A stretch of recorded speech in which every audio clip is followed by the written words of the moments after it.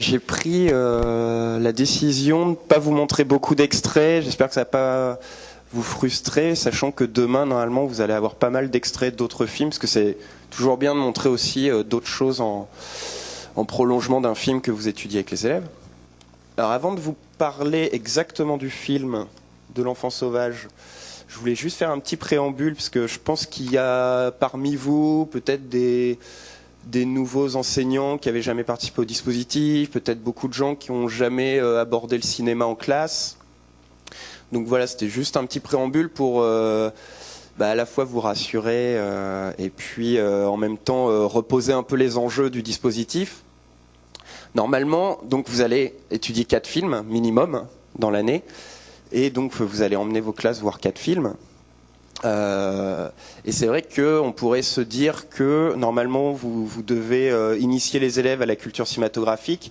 En fait, en un an autour de 4 films, c'est évident que vous pourrez faire qu'une sensibilisation au cinéma, puisqu'en fait le cinéma, je pense que vous en doutez, ça recouvre, c'est vraiment un domaine qui recouvre énormément d'autres domaines. Donc déjà dans les arts, puisque comme on peut le voir même dans l'enfant sauvage, il y a dans un film le travail sur l'écriture, le travail sur le jeu d'acteur, le travail sur les décors, le travail sur la photographie, la lumière. Il y a évidemment après, on peut étendre ça à un travail sur l'histoire avec un grand H, un travail sur la géographie selon les films. Et donc c'est vraiment le cinéma, c'est vraiment un art qui est assez pluriel et assez total. Donc c'est évident que vous ne pourrez pas tout traiter, vous ne pourrez pas initier les élèves à l'ensemble de ce que contient à la fois l'histoire du cinéma et même la pratique du cinéma, donc de la mise en scène. Donc ça, voilà, je vais faire un petit préambule là-dessus, puisque non seulement vous n'arriverez pas à faire tout ça, donc faut pas avoir peur de ne pas arriver à faire tout ça, mais en plus vous retrouvez avec 4 films qui sont en général dans le dispositif chaque année des œuvres singulières. Donc il faut en même temps travailler en tant qu'œuvre, en tant qu'objet singulier.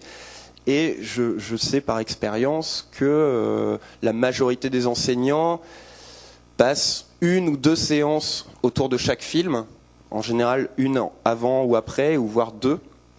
Par film, c'est déjà beaucoup, puisque admettons que vous passiez 2 séances par film, ça vous fait déjà 8 séances. Et pendant ces séances, vous avez déjà très peu de temps pour aborder le film en soi. Alors, faut pas hésiter, quand vous faites ça, à déjà, ces dispositifs sont là pour initier à la culture du cinéma, enfin sensibiliser à la culture cinématographique, et donc à la culture générale, mais aussi à rendre les élèves... Enfin, vous savez, la formule spectateur actif, en tout cas leur apprendre une lecture active de l'image. Donc, faut pas hésiter. Et ça, je pense que c'est, pour moi, en tout cas, c'est vraiment ce qui est le plus important, de rendre les élèves actifs, justement, quand vous travaillez sur les films avec eux. Donc, ça peut être évidemment des ateliers de pratique, mais je pense que vous verrez ça avec Stéphane Coulon le jeudi, aussi dans l'analyse d'images. Ne pas hésiter à faire ça avec les élèves, de pas faire ça forcément sous forme magistrale, comme là je peux le faire là pendant la demi-heure. J'aurais vraiment tendance à privilégier une approche interactive de l'analyse de film, même si c'est évident que les élèves ont beaucoup de choses à apprendre et que vous aurez aussi à transmettre des savoirs et des connaissances. Mais je pense qu'il faut trouver un biais pour aborder les films et donc le cinéma qui soit à la fois ludique, interactif, qui mette les élèves en activité. Et donc où vous abordez le cinéma avec eux, quitte même parfois, je sais qu'il y a des enseignants qui le font, à se servir de leur culture à eux pour faire des parallèles ou des échos aux films que vous pouvez voir, qui sont plutôt des films de patrimoine. Voilà, donc je voulais quand même souligner ça. Et donc tout ça pour en venir donc aussi à notre idée depuis l'an dernier de centrer, d'axer le programme de film autour d'une question de cinéma. Donc une question esthétique ou technique. L'an dernier, c'était le montage. Je pense que ceux qui ont fait le dispositif l'an dernier se sont rendus compte que on avait vraiment axé les interventions et les formations et même le choix des films sur la notion de montage. À quoi sert le montage? Comment on utilise le montage dans les films? C'est assez arbitraire comme choix, parce qu'en fait on pourrait aborder les films de plein de manières. Là cette année c'était donc filmer le corps, donc au sens large, mais du coup quelque chose qui peut être rattaché à la fois à comment on filme le corps, mais aussi à comment on interprète un personnage ou comment on incarne un personnage. Sachant que cette année, vous avez donc 2 adaptations. qui sont L'Enfant sauvage et Frankenstein, dont vous parlerez jeudi. Deux adaptations de choses qui ont l'air comme ça assez différentes à vue de nez. Comme je vous l'ai dit, comme vous les avez peut-être vu dans le générique, L'Enfant sauvage, c'est l'adaptation d'un rapport scientifique, même deux en fait, puisqu'il y a d'abord un premier rapport sur Victor de l'Aveyron, et puis ensuite un mémoire, et ensuite un rapport que Dr Itard a dû faire pour conserver la garde de Victor. Donc il a dû faire pour le ministère, je ne sais plus quel ministère, mais c'est marqué. Alors vous avez aussi pour les nouveaux, vous avez évidemment des dossiers pédagogiques qui reviennent sur pas mal de choses, et ça c'est pas mal développé dedans, le rapport au texte original. Alors Frankenstein, donc je fais juste une petite parenthèse avec ce film, mais ça a l'air complètement éloigné, mais en fait c'est aussi intéressant de travailler sur l'adaptation de Frankenstein, pourquoi pas de faire la vôtre, puisqu'en fait c'est quelque part ce qui ressemble à l'adaptation de L'Enfant sauvage dans Frankenstein, c'est qu'on a dans Frankenstein une écriture presque épistolaire, donc on a vraiment des récits rapportés dans une espèce de journal intime d'un capitaine de bateau. Donc on a quelque chose qui se rapproche un peu de L'Enfant sauvage dans le sens où on doit adapter en fait quelque chose qui est l'écrit de quelqu'un qui rend compte d'une situation, comme d'un rapport, comme d'un journal de bord, quelqu'un qui rend compte de quelque chose qu'il a vécu. Voilà, comment on adapte ça au cinéma, sachant que le cinéma, enfin en tout cas moi c'est ce que je pense, c'est surtout un récit d'action. Enfin, on raconte des actions, enfin on montre des actions.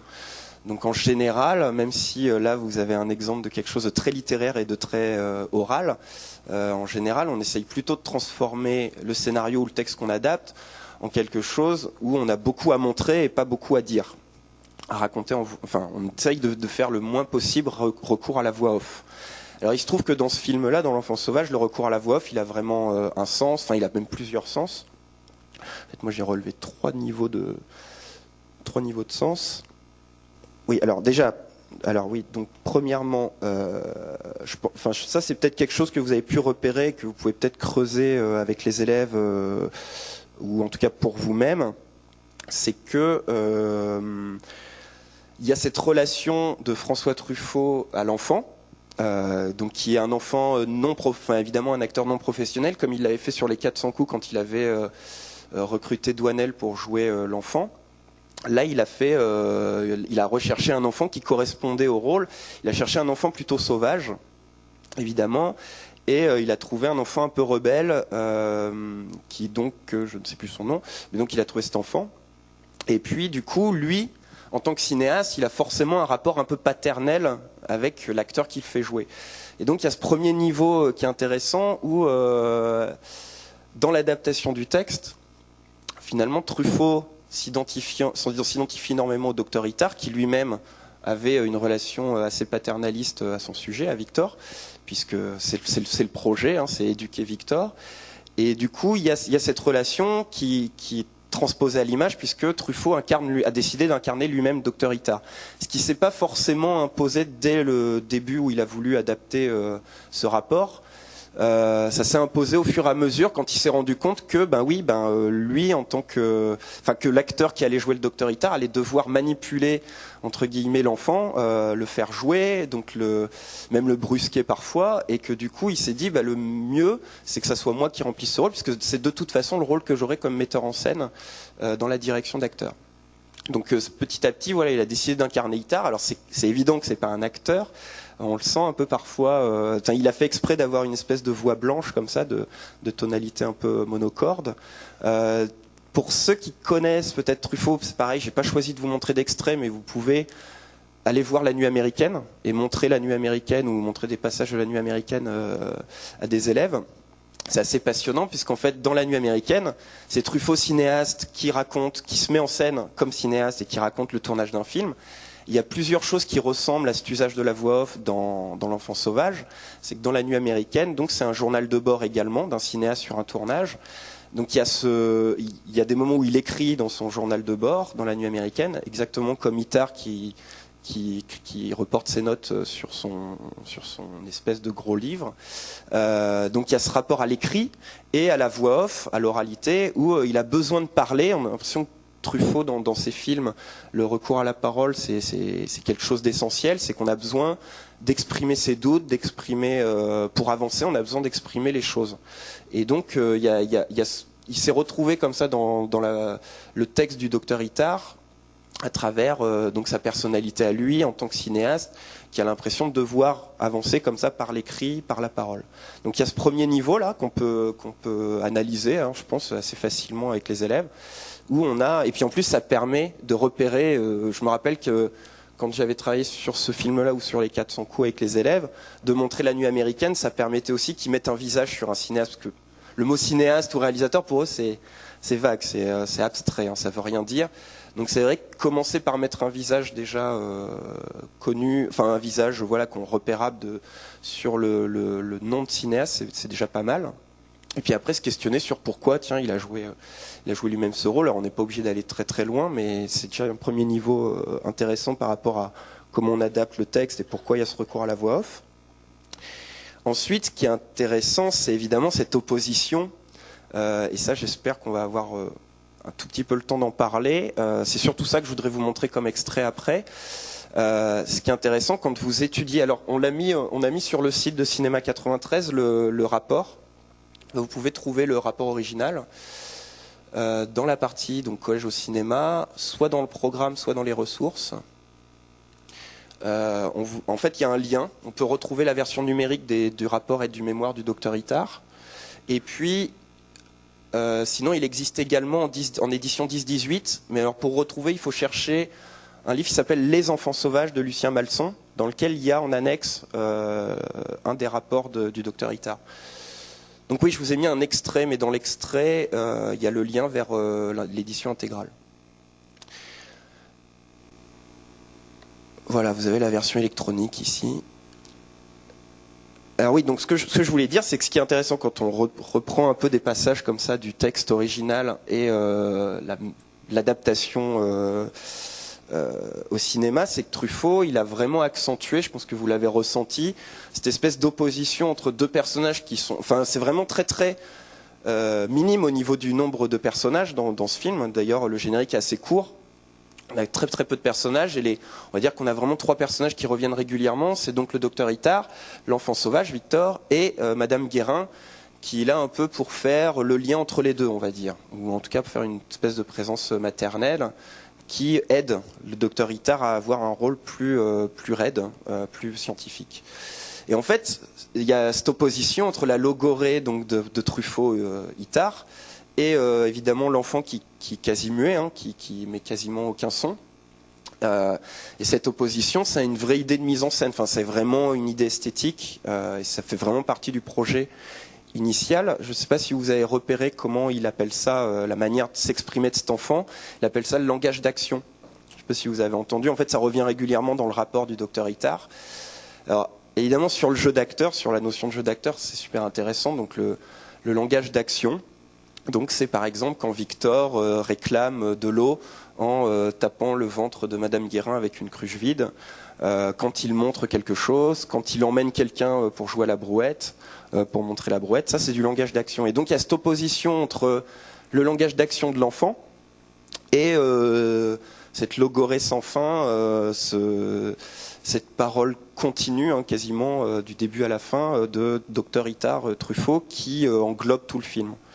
Et donc évidemment cette opposition-là, elle peut renvoyer un 3e degré de lecture qui est là, peut-être assez général, assez symbolique, qui est tout simplement après la réflexion sur l'opposition entre culture, donc la parole littéraire, l'écrit, voilà, la manière de formuler les choses, le questionnement, l'intellect, etc. Et la nature, donc, qui est représentée par l'enfant et qui a des besoins primaires. En tout cas, c'est ce qu'on peut supputer au départ, même si après on voit bien, ça c'est un peu une invention du film, mais après il y a l'idée qu'il est un inventeur. J'ai entendu que ça faisait rire pas mal de monde la manière dont il dit ça. Voilà, évidemment, c'est pas un enfant idiot du tout. Après, il y a cette réflexion-là qu'on peut mener avec les enfants que je vais pas développer ici, mais qui est intéressante. Et donc cette opposition entre la parole continue de Truffaut et le langage d'action, on peut le relier à cette opposition entre nature et culture et avoir des discussions assez générales sur qu'est-ce qui représente la culture, qu'est-ce qui représente la nature, enfin l'état naturel. Après, je sais que quand on avait proposé ce film il y a longtemps, il y avait pas mal d'enseignants qui avaient carrément travaillé sur Rousseau. Donc voilà, ça je vous laisse libre de voir si c'est envisageable. C'est vrai que vous allez avoir des enfants de niveaux très différents, puisque c'est un film proposé de la 6e à la 3e, donc on va pas du tout aborder le film de la même façon, selon les niveaux. Alors je reviens sur cette adaptation dans 5 minutes. Avant, je voulais juste évoquer 2 pistes, mais très rapidement, parce qu'en fait je vois que le temps file. Avant donc de revenir sur une partie du texte, je voulais vraiment souligner 2 détails dans le texte. Je voulais juste souligner 2 pistes que vous allez devoir creuser vous-même, mais qui peuvent être vraiment intéressants à partir de ce film. Alors la première, c'est vraiment quelque chose que je ne vais pas développer, mais c'est évidemment revenir sur qu'est-ce que c'est la nouvelle vague. Je pense que ça, il y a une littérature assez conséquente pour que vous débrouillez pour trouver, puis c'est assez connu, donc je pense que vous débrouillerez pour trouver des choses là-dessus.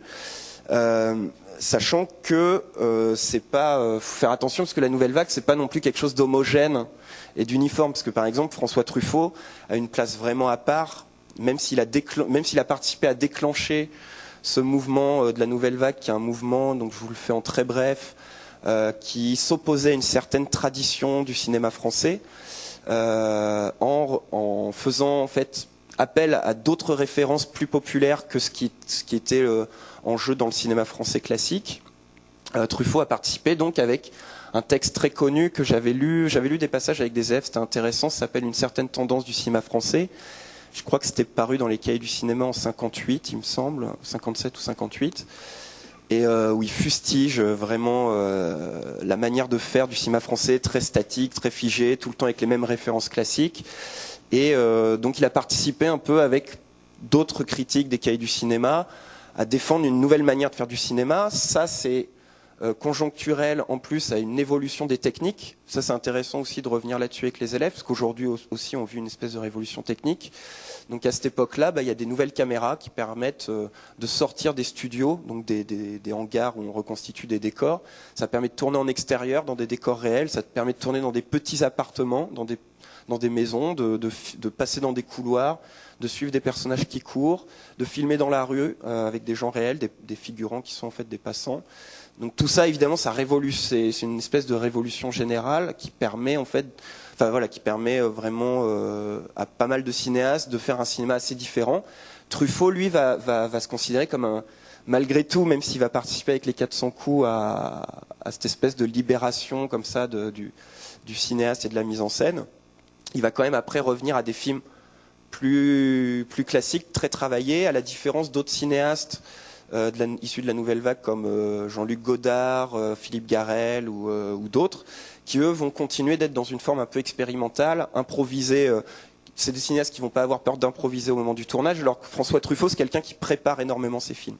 Donc il y a quelque chose de très écrit, encore une fois. Donc c'est quelqu'un qui est très très littéraire. Donc voilà, donc sur la nouvelle vague, je pense qu'il y aurait des choses à faire. Je sais qu'il y a des extraits d'À bout de souffle qui fonctionnent très bien avec les élèves pour montrer cette espèce de liberté du montage, liberté de forme, liberté de mouvement, liberté d'improviser aussi des scènes, de laisser les acteurs dire n'importe quoi alors qu'on n'a même pas écrit leur dialogue, et après d'utiliser ça ou pas au montage. Donc ça, c'est quelque chose qu'on peut vraiment travailler. Ensuite, l'autre aspect que vous pouvez travailler, et que pareil, je vais vous laisser développer, c'est la question des visages. Donc sur filmer le corps, je suis pas sûr. Je crois qu'on va surtout revenir sur le corps en tant que tel après, mais sur la notion de visage, il y a vraiment quelque chose à faire. Alors c'est pareil, je vous ai mis sur le site. Attendez, je reviens un peu en arrière. Je pense qu'il y aura après les formations d'autres ressources qui seront ajoutées, mais là donc je vous ai déjà mis sur le site, toujours dans Collège au cinéma, programme ou peut-être. Là, c'est que dans ressources, pardon. Dans ressources, vous avez des ressources thématiques. Alors, je vous ai mis quelques exemples dans un PDF d'un travail sur la manière de filmer les visages au cinéma. Sachant que, évidemment, chez François Truffaut, on peut se dire que c'est quelque chose d'assez important. C'est quelqu'un qui a magnifié aussi des actrices et qui a magnifié des enfants comme Douanel à la fin des 400 coups. Je pense que tout le monde se rappelle. Et ceux qui ont emmené leurs élèves ont dû passer de longs et peut-être parfois pénibles moments à expliquer que le film se termine en fin ouverte, et que voilà, parce que les élèves sont très très réticents à finir comme ça sur ce regard caméra. Et on a, vous avez remarqué, donc je pense, le même type de regard caméra à la fin de l'Enfant sauvage. Alors la différence, c'est que dans les 400 coups, on a une image qui se fige, avec Douanel qui tourne le dos à la mer et qui se tourne vraiment vers le spectateur, parce qu'il n'y a personne derrière lui. Donc là, on a vraiment Douanel qui se tourne vers le spectateur. Ici, dans l'Enfant sauvage, Victor, il se tourne vers quelqu'un, un personnage qui existe dans la diégèse, qui existe dans le film. C'est donc le docteur Itard. Et donc, il y a un contre-champ. Il y a un contre-champ qui est le docteur Itard. Après, pareil, quand on avait montré le film, je me rappelle que ça donnait lieu à toutes les hypothèses possibles, ce regard. Parce que ce qui est génial dans le travail du regard, dans la Nouvelle Vague en général et chez François Truffaut, c'est qu'il reste très mystérieux. Normalement, on peut se dire que le travail du visage, le travail d'acteur sur un visage, c'est d'être expressif, mais pas seulement, pas que. Et on peut aussi se dire que le visage, c'est aussi une forme on peut le travailler comme un mystère, comme quelque chose de mystérieux. Et il y a une sorte de neutralité du visage comme ça qui est étudiée. Hein. Alors, on pourrait interpréter de plein de façons. On pourrait se dire qu'il y a quand même une légère moue de rébellion, de revanche ou de colère dans le visage de Victor à cette fin. Et puis il y a cette fermeture à l'iris qui accentue encore l'effet du visage, enfin qui accroche le visage. Mais vraiment, on peut, après on peut, il y a pas d'hypothèse ou d'interprétation officielle. On peut vraiment interpréter ce regard de plein de manières.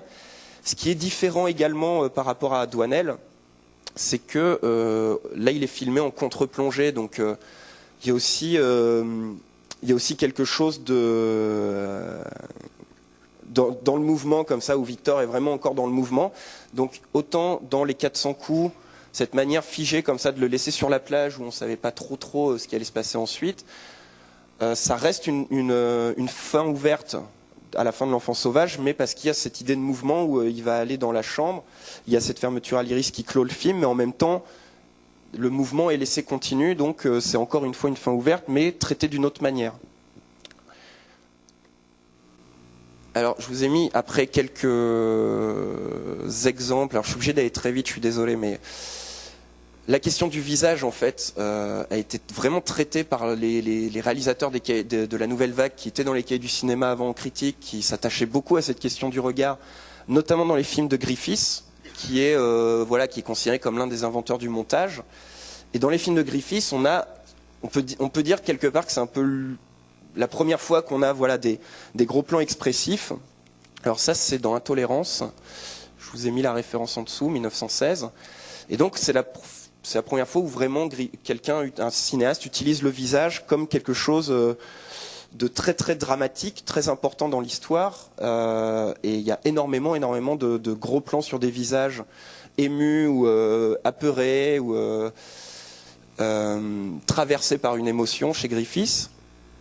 Et c'est vrai que ça a été très mis en valeur dans les analyses des cahiers du cinéma. Là, vous avez un exemple d'un écrit de Godard.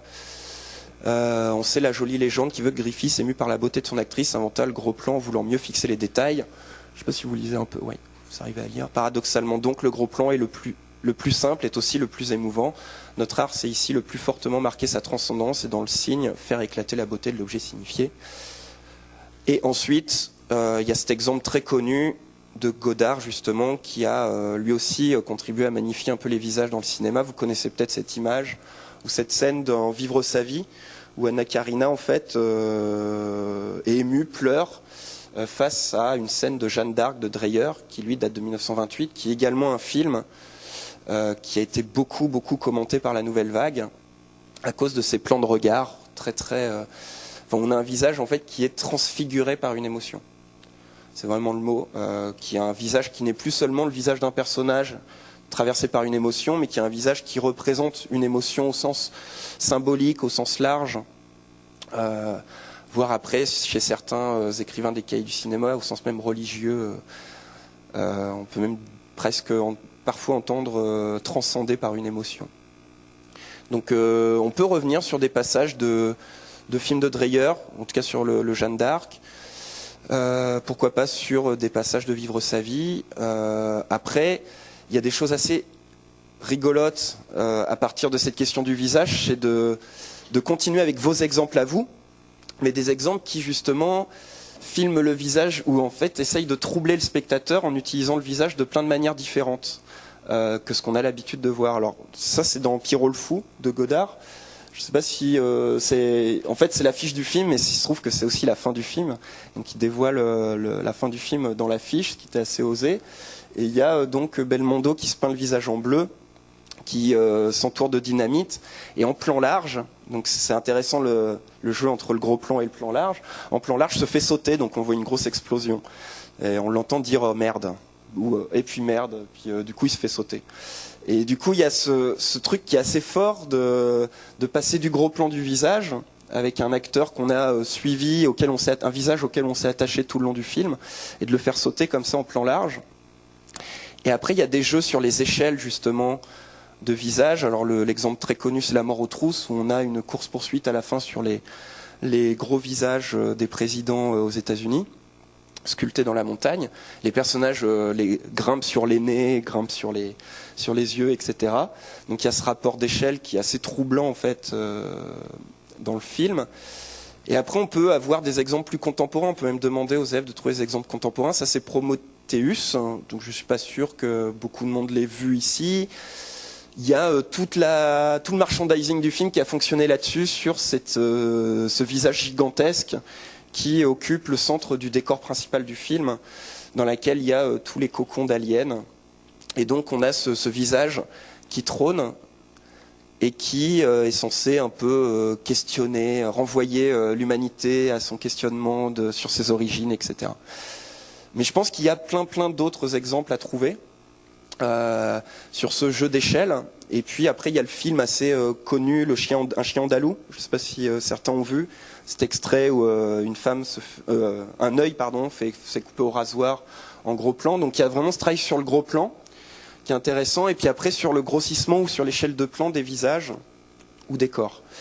Voilà, alors je suis désolé, je vais très vite, mais j'ai vraiment très peu de temps. Je voulais vraiment revenir. Alors du coup, je vais pas vous le montrer, mais je voulais vous montrer au départ un extrait de La chasse au lion à l'arc de Jean Rouch. Parce que Jean Rouch, c'est un cinéaste un peu à part de la nouvelle vague, mais qui travaille aussi sur ces questions du visage, du récit, et comment on mélange le réel, donc l'histoire réelle, puisque lui c'est un documentariste, à de la fiction, puisqu'on peut aussi faire du documentaire à la mode fictionnelle. Et Truffaut, lui, c'est un peu l'effet inverse, c'est-à-dire qu'on va partir d'un document réel, mais en même temps, lui, son objet, c'est...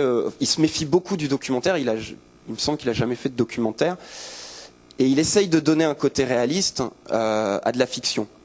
Donc c'est vrai que quand il fait L'enfant sauvage, son idée, c'est pas de faire un documentaire, ou c'est pas d'être fidèle aux écrits du docteur Itard. Alors je vais juste revenir sur une scène. Je pense que j'ai le temps jusqu'à moins le quart de revenir sur une scène, j'ai 5 minutes. Alors je vous ai mis un extrait sur le site. Alors premièrement, je vous ai mis l'extrait qui est le chapitre 4 des mémoires sur les premiers développements de Victor, donc le premier en 1801. Donc c'est un extrait, donc le chapitre 4, où je pense que ça serait intéressant de prendre des passages. Je vous ai souligné en rouge un passage qui est représenté dans le film, mais pas du tout de la même manière.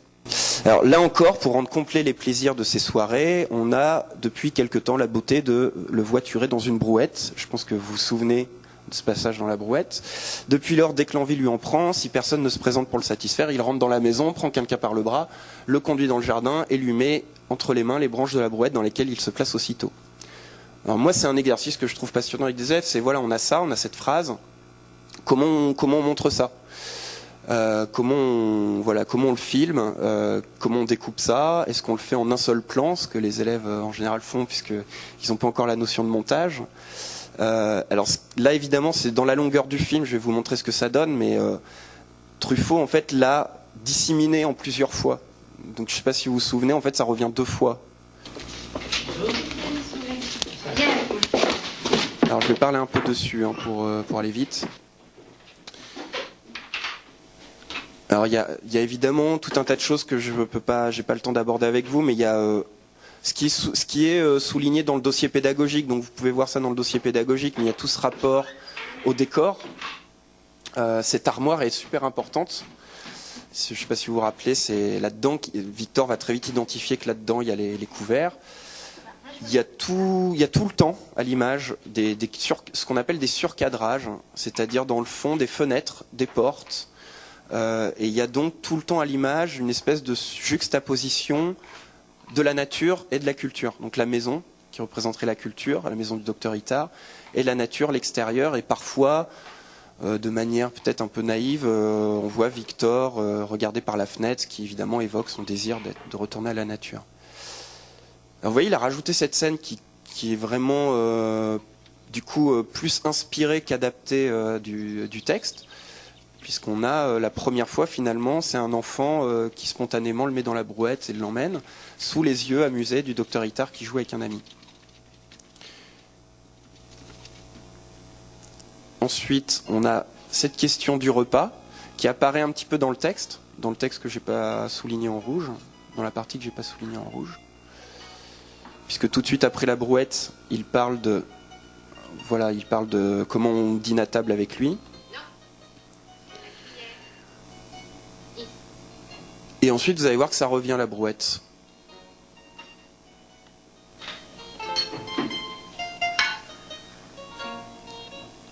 Donc toujours cette idée de surcadrage. Hein, et un peu comme en fait, c'est une mise en scène assez théâtrale dans ce film, hein, puisqu'on a vraiment un décor qui est posé. Et vous voyez, il y a on peut travailler aussi là-dessus hein, sur le rapport au théâtre. Il y a des entrées de personnages par les portes, donc par les coulisses, et des sorties aussi.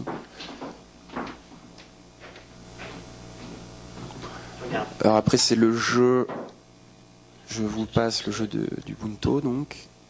Hop. Donc encore une fois, vous voyez, on passe des portes. Encore ce jeu avec l'armoire. Et ensuite, oui, Victor vient de casser un bol. Il est jeté dehors, il ne sait pas trop quoi faire. Et il va aller chercher quelqu'un pour, encore une fois, jouer à la brouette. Et alors ce qui est très intéressant, justement, quand on travaille sur l'adaptation en atelier avec les élèves, c'est que vous voyez bien que là, c'est une manière de faire, c'est-à-dire que Truffaut décide de filmer dans la longueur. C'est quelqu'un qui est vraiment adepte du plan, ce qu'on appelle le plan séquence, c'est-à-dire que très peu de montage, des plans qui s'allongent et une caméra qui est très mobile, qui suit un maximum les personnages. Vous voyez là, il n'y a pas de coupure, c'est toujours le même plan. On suit Victor sortir, on le suit en train de rentrer, on le filme par dehors, donc en surcadrage. Hein. Il va chercher quelqu'un, et tout ça en fait est assez long. Et on décide de laisser la scène se jouer dans la continuité. On pourrait très bien faire extrêmement l'inverse, c'est-à-dire un montage très haché, très spectaculaire, et rythmer ça de manière plus violente ou spectaculaire. Mais on a quelque chose de très doux, je pense que vous l'avez ressenti, on a quelque chose de très doux dans la manière de filmer cet apprentissage. Donc là pareil, hein, les plans durs. C'est vraiment, encore une fois, toujours le même plan, pas de coupure. Autant, comme dans les 400 coups, on a presque un film où chaque scène correspond à un plan. Quasiment. Et alors, la scène la plus violente, moralement, et c'est là-dessus que je vais finir, c'est celle-ci. Donc ça, c'est dans l'autre rapport, celui de 1807. Et c'est donc le chapitre 52. Ces derniers moyens de répression, je pense que vous vous en souvenez, c'est vers la fin du film. Ces derniers moyens de répression eurent le succès que j'en avais attendu et mirent un terme à la rapacité de mon élève. Donc là, il parle de punition. Cette correction ne s'offrit pas cependant à mon esprit comme la preuve certaine que j'avais inspiré à mon élève le sentiment intérieur de justice. Et donc la suite qu'on va entendre, puisqu'en fait, ce que j'ai mis en jaune là, c'est ce que Truffaut a repris en voix off. Donc en fait, ce ton monocorde de Truffaut qui joue le docteur Itard dont je vous parlais tout à l'heure, ça se justifie aussi parce que c'est de la citation. C'est comme si Truffaut, jouant Itard, n'interprète pas Itard mais le cite. Et alors c'est ce qu'on va voir là dans l'extrait.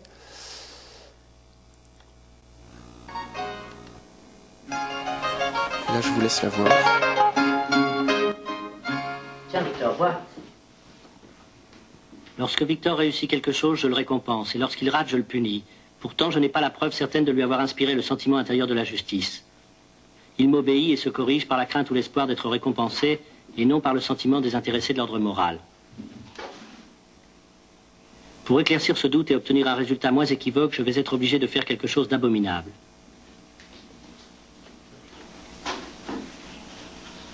Je vais mettre le cœur de Victor à l'épreuve d'une injustice flagrante en le punissant sans raison, justement après un exercice simple qu'il aura réussi sous mes yeux. En le conduisant, éventuellement de force vers le cabinet noir, je lui administrerai un châtiment aussi odieux que révoltant, afin de voir si, justement, il aura la réaction de se révolter. Alors ça, je vous cache pas que c'est une scène qui révolte les élèves. Hein. Je pense que vous vous en rappelez, vous venez de le voir. Donc en fait, il va punir son élève alors qu'il a bien répondu. Et donc c'est tout ce passage-là que j'ai souligné en jaune, où il reprend quasiment texto le texte de Dr Itard. Et après, il y a ce passage que j'ai souligné en rouge, qui en fait est représenté par l'action. Quel ne fut pas son étonnement de voir qu'au lieu des récompenses accoutumées, qu'au lieu de ces manières auxquelles il avait tant droit de s'attendre et qu'il ne recevait jamais, sont les plus vives, etc. Tout ça, il l'a pas traduit en voix off, mais il l'a traduit en action. Et ça, c'est aussi intéressant de se dire, voilà, comment on traduit ça en action. Donc je suis désolé, hein, je vais un peu vite, mais c'est pour vous montrer ce que ça donne. Et alors, je souligne aussi au passage que pour les plus attentifs à la mise en scène, vous remarquerez que depuis qu'on a le début de cette voix off, c'est toujours le même plan. C'est-à-dire qu'on a filmé le visage de Truffaut-Itard, qui s'avance vers son cabinet d'écriture. Il y a Victor au fond, et lui, c'est toujours le même plan. C'est une prise continue, et vous allez voir que c'est toujours la même prise jusqu'à la fin de la scène. Et il y a vraiment ce recours systématique au plan séquence chez Truffaut. Comme si chaque plan correspondait à une étape de la progression, à l'exception peut-être des passages assez elliptiques où on voit qu'il évolue plus vite. Livre, clé. Livre, clé. Allez, va. Et vous voyez encore une fois cette fenêtre présente. Hein. Enfin, vraiment, il y a toujours des surcadrages, cette présence des fenêtres et des portes dans quasiment tous les plans. Donc le décor est assez important, ce serait aussi quelque chose d'intéressant à... Qu'est-ce que c'est que ça, Victor? Qu'est-ce que c'est que ça? Qu'est-ce que tu veux? Allez, cabinet noir. Allez, Victor. Allez. Allez. Allez, Victor. Allez. Allez. Allez. Alors je m'arrête juste là, je coupe le plan séquence, juste pour vous faire remarquer que voilà, par exemple, une manière de faire là, ça aurait été, comme on fait aujourd'hui de manière un peu formatée, de montrer un gros plan de la morsure sur la main avec du faux sang, etc. Ce que les élèves auraient tendance à imaginer tout de suite quand on fait de l'adaptation avec eux. Donc on pourrait découper par un gros plan qui montre bien l'action. Là, au contraire, on voit bien, ça fait vraiment simuler, quoi. On voit bien qu'il le mord pas vraiment. Mais ça ne gêne pas du tout Truffaut, parce que ce qui compte, c'est pas forcément la dramatisation de ce qui se passe, mais plutôt qu'on comprenne ce qui est montré, enfin le discours qu'il veut tenir là-dedans. Qu'il m'eût été doux en ce moment de pouvoir me faire entendre de mon élève, de lui dire jusqu'à quel point la douleur même de sa morsure remplissait mon âme de satisfaction. Pouvais-je me réjouir faiblement? J'avais la preuve incontestable que le sentiment du juste et de l'injuste n'était plus étranger au cœur de Victor. En lui donnant ce sentiment, ou plutôt en le provoquant, je venais d'élever l'homme sauvage à toute la hauteur de l'homme moral, par le plus tranché de ses caractères et la plus neuve de ses attributions. Ah oui, après je m'arrête, je sais qu'il est temps que je m'arrête. Juste pour finir, donc là je vous ai ressouligné en jaune, hein, c'est pour que vous utilisiez après le document. Le texte texto est repris quasi texto ici, et c'est vraiment un passage que je trouve important à la fois dans le film et dans le texte, que c'est vraiment... voilà, c'est un questionnement intéressant, c'est dans la culture... Qu'est-ce qui fait que l'homme est moral, hein, ou pas? Est-ce qu'on apprend la moralité par la punition, ou est-ce qu'on a le sentiment d'injustice qui est naturel? Donc c'est vraiment un questionnement qui peut être intéressant. Et juste pour souligner, il y a quelque chose qui apparaît que j'ai mis normalement par là. Pourquoi je ne le trouve pas? Il y a une phrase que je trouve géniale, si vous pouvez la repérer dans le texte original. C'est à un moment donné, le docteur Itard... Ah mince. Non, mais il me suffit du PDF, je pense. Ouf, ouvrir avec, ouais. Il me semblait l'avoir souligné en bleu ici, mais apparemment ça apparaît pas.